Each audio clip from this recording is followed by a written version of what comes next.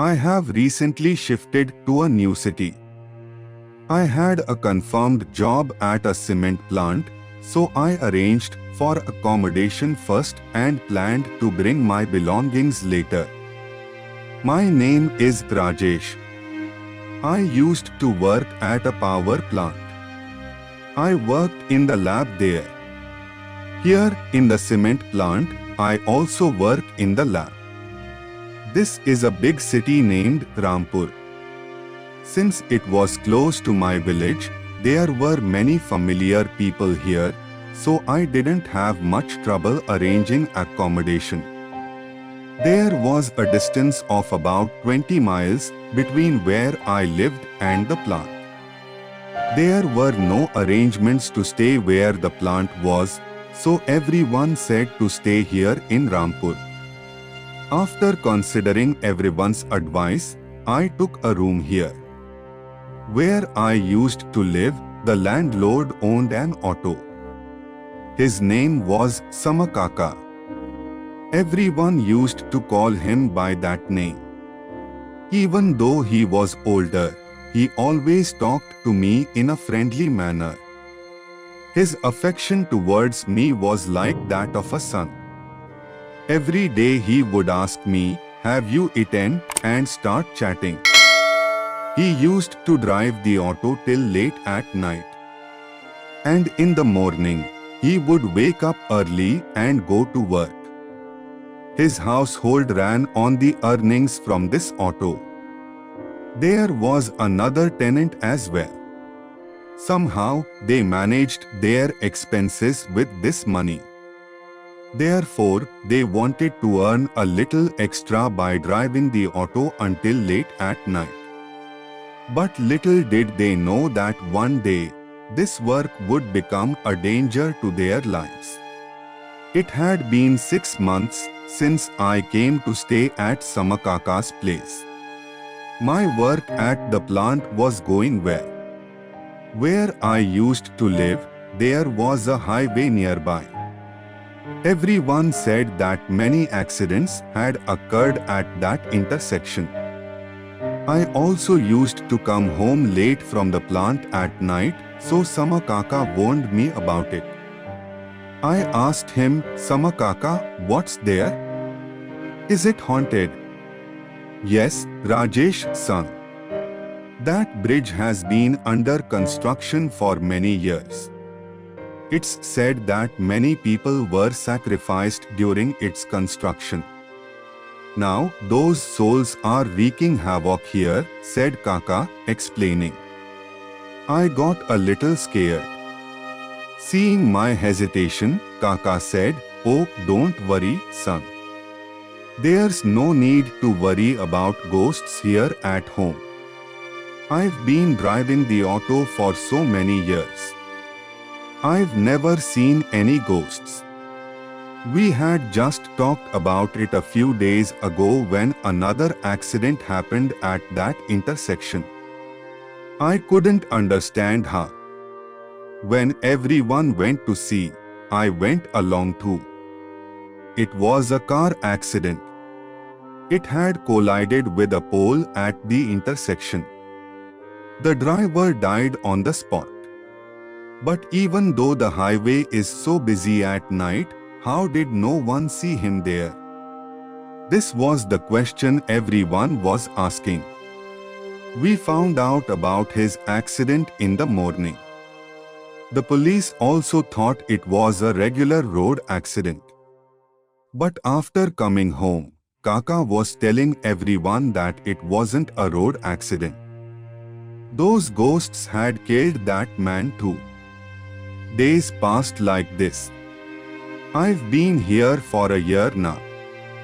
I don't really believe in ghosts, but when everyone talks about it, I involuntarily start believing. My grandfather used to say, "It's good to be brave, but a little fear is also necessary." Fear prepares a person for the dangers to come. If a danger suddenly comes, a brave person cannot handle it and an accident happens. Whenever I had to go to a deserted place alone at night, I always kept my grandfather's words in mind. Since this incident happened to me, I've been very scared. It was a dark, rainy night. It seemed like there was a new moon, but it was very dark outside because of the dense clouds. The night seemed even darker. I got off at that intersection around midnight. My plant's bus had dropped me off and went ahead. Today, there was a shutdown at the plant, so everyone had done overtime and the lab people were also stopped. They couldn't send a separate car for 1 or 2 people, so they unnecessarily made me sit. It was raining heavily. I didn't have an umbrella. I was getting soaked. My house was about 20 minutes away from that intersection. I was walking quickly to go home without looking back. The intersection was behind me, but I felt like someone was following me from behind. I wanted to turn back but couldn't muster the courage to do so. I was just walking. It felt like I would reach home soon, but I couldn't. My house was visible in front of me, but what happened to me? I was just wondering. I understood that something had happened to me, but I couldn't get out of it. Someone was pushing me from behind. I couldn't free myself. Suddenly, a trailer driver honked at me from behind. It felt like I had woken up from a dream. The rain had stopped, and I stopped at one place. There was no sound around me anymore. I looked at the clock, and it was 4 in the morning. I didn't want to walk anymore. I just sat down, waiting for morning to come. When a little light came, I saw my house right in front of me. I don't know where I was wandering and who was following me. After going inside the room, I changed clothes and went to sleep straight away. I got a fever because of fear. Sama Kaka came into the room. He asked about my well-being. I told him everything. He explained that maybe a ghost was following me. He further said, I've also heard that these souls exhaust the person following them. Later, if someone looks back, they possess them. I said, Sama Kaka, I didn't look back till the end, but I'm very scared now. Sama Kaka said, what had to happen has already happened. Don't be afraid now. Nothing will happen. In the evening, when I felt worse, I went home. My treatment continued with friends. After a week, I returned to the room. Seeing the scene there, I was shocked. Sumer uncle had become very ill. He was lying on the bed. He also had a high fever. Upon seeing me, he signaled for me to come closer. I went to him. Uncle said, Rajesh, the night you left from here, the same night an incident happened with me too. I asked him, what happened, uncle? Uncle began to speak that night. I had gone to drive an auto all night. I couldn't sleep and was getting rides. I got 3 rides from around 12 at night at the intersection. Everyone had to go to the outskirts. After getting inside, no one said anything. So I asked, brother, where are you going on such a late night on an auto? Spirits wander there.